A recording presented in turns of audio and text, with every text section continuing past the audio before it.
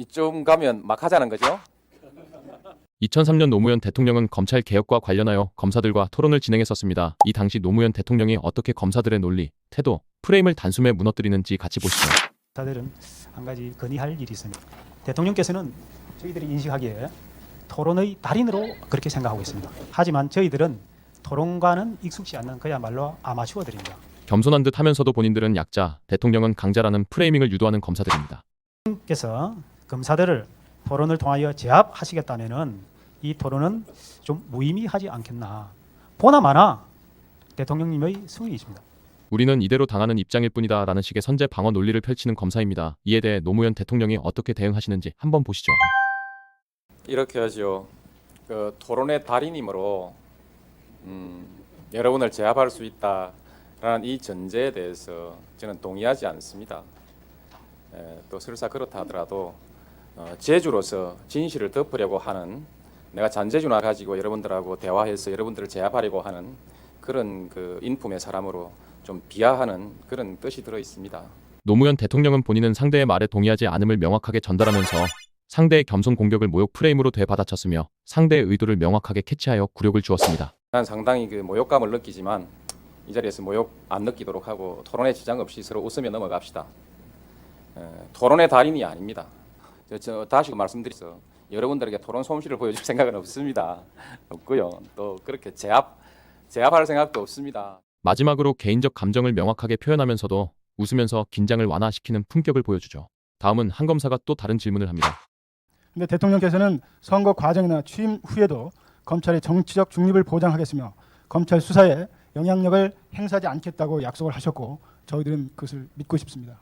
근데 저는 개인적으로 현재 대통령을 4번째 검사로서 모시고 있는데 한 번도 검찰에 대해서 정치적 영향력을 행사하지 않은 대통령은 없었다고 생각합니다. 과거의 대통령들의 사례를 언급하며 대통령에 대한 불신을 드러내는 검사입니다.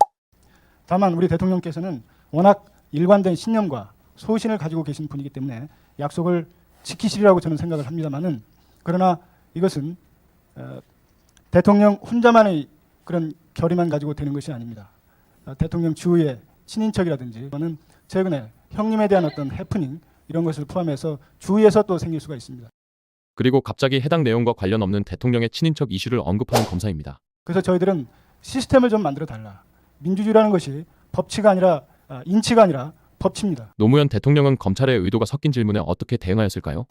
대통령이 지금까지 대통령이 다 검찰 중립 보장하겠다 해놓고 나중에 보니까 아니더라 이렇게 말씀하셨죠. 그래서 대통령을 못 믿겠다 그렇게 말씀하셨는데, 지금까지 검찰이 소신껏 하겠다, 그야말로 중립을 지키겠다라고 다 말했는데 이때까지 못했습니다. 그래서 그 이후로 대통령을 못 믿는다면 나도 그 같은 이유로 검찰을 못 믿겠다 얘기해서 잘못된 거 아니지 않습니까? 지금까지 검사들이 대통령을 믿지 못했듯이 대통령들도 검찰을 믿지 못한다라는 거울 전략을 사용하면서 신뢰 문제를 양방향으로 돌렸습니다. 이후 추가로 관련 없는 형제에 대한 이야기도 짚고 넘어가죠. 그리고 우선 말씀하시면서 대통령의 형님이 어수룩한 사람이 한 사람이 있습니다. 요령이 없어서 기자들 왔을 때 요령껏 매끄럽게 대답하지 못하고 어쨌든 어수룩하게 대답했다가 해프닝이 하나 일어났습니다. 그 형님 얘기 이런 자리에서 꺼내서 굳이 대통령 그 낯을 깎으려고 할 이유가 있을까요? 정말 이런 식으로 토론하시렵니까? 흥분하지 않고 선을 넘은 공격에 대해 정서적인 호소를 하면서 윤리적 우위 포지션 확보하는 대통령의 모습이었습니다. 마지막으로 당시 화제가 되었던 이쯤 가면 막 하자는 거죠 라는 표현을 하게 만든 질문을 보겠습니다. 대통령에 취임하시기 전에 부산 동부지청장에게 청탁 전화를 하신 적이 있습니다.